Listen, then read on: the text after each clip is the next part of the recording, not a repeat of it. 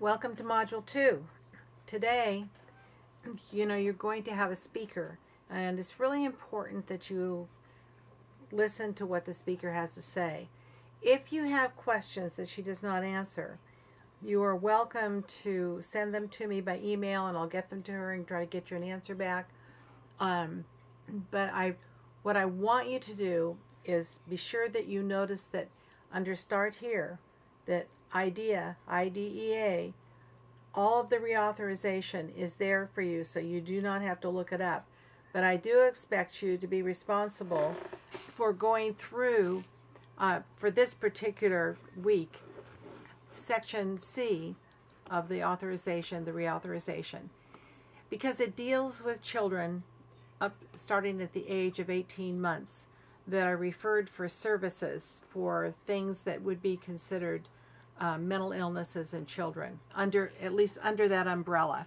And you're going to be reading about that in your textbook of things that can affect children as early as birth, actually, when they begin to spot some problems and things that are not normal behavior of what you would expect of a child. From your looking at the video last week, the one on the child's brain, children are wide open for all kinds of things, and we don't even know the extent yet that the brain is open and available and remembers and has behavior connected with that younger brain. The testing is just ongoing. When you think of the millions and millions of things that are going on, the synapses that are in constant movement, that affect each of our behaviors and how we learn and what we do. And you think of the things like, when a child is shaken badly and the brain is shaken on that small little tiny head, what kinds of things can throw that brain out of kink, which means that it's no longer working the way it would have without being shaken. So there's some things that are really crucial that we understand about the differences between biological and social behavior. When you look at Erikson's stages, and you're going to deal with the 5 stages, you're going to take a look at yourself in terms of your developments so that you can understand, how a child develops and how we start to become who we are.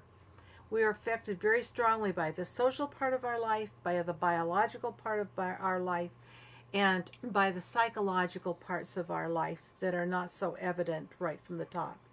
So as you start to look at yourself and do these lifeline sheets that you're going to do that have questions about food, about education, about music, about all the things that affect us as we start to grow and become who we are, you can start to understand how other children from other families start to become who and what they are.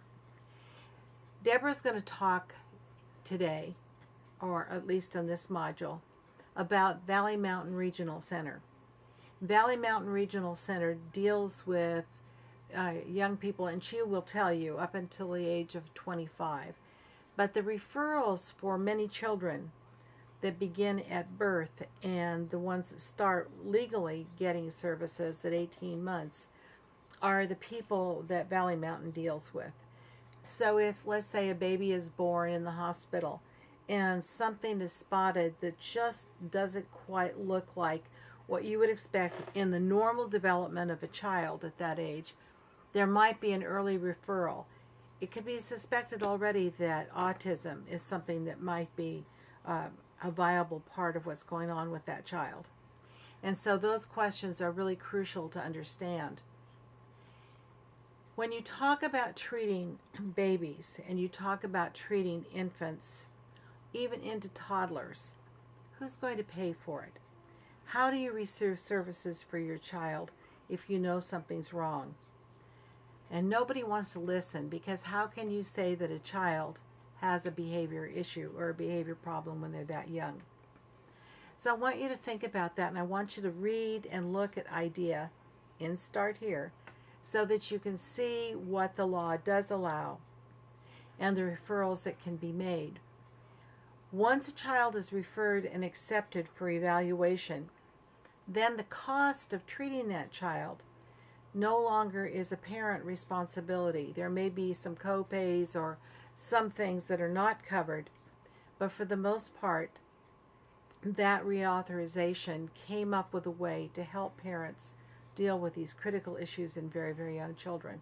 It's very expensive. And when you look at children at any age and start to think about who's going to pay for the services that they need, that's a crucial issue. And we're going to look at that very carefully because it's the key to getting what you need to begin a lifelong process of helping kids be normal. So as you're going to see from the videos that you had last week with the baby's brain, this week you're going to look at an autistic child.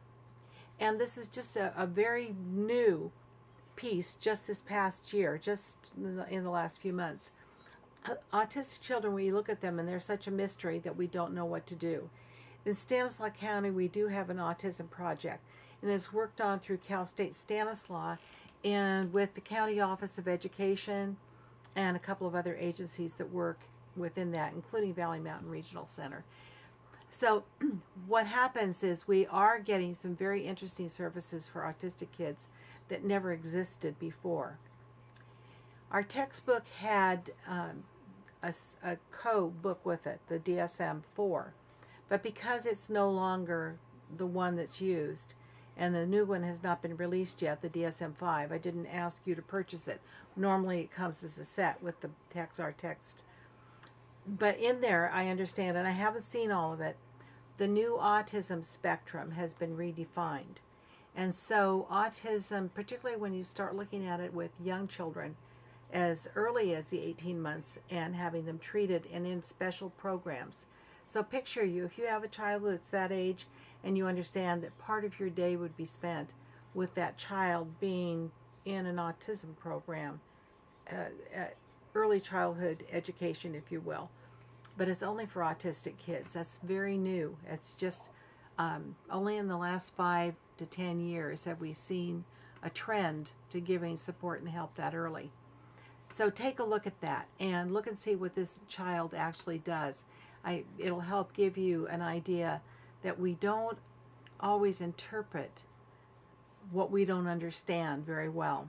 Because if a child won't talk to you, has no communication skills to be able to deal with you, we just kind of shove them away and we ignore them, or we try to find a medication to deal with it. This little girl suggests something entirely different, so I want you to take a look at that. Also, you know, as you're listening to Deborah talk about what's available, I think it's a key to seeing the opportunities to help kids a whole lot younger. And that brain is just so intricate. How do we know when a child is going to be able to pick up on those kinds of issues? So go to your first Lifeline, because that's the one that you're going to have due. And take it very seriously as you start looking at your family. How did your family treat you? How did you grow up? Who are the influences on your life? What kinds of things are still going to be in your life today that you started with as a small child? I think of a young man that I work with right now, and part of his father's joy when this young man was growing up was spending time giving him electric shocks. Caused a great deal of pain and agony, a lot of physical damage to the skin, to the tissue, a lot of scars from bleeding. That was the dad's great joy. This guy is so normal and such a wonderful person. How does he end up not being a Jeffrey Dahmer? How does he end up being a thoughtful, caring person who is so normal and kind and gentle and hardworking?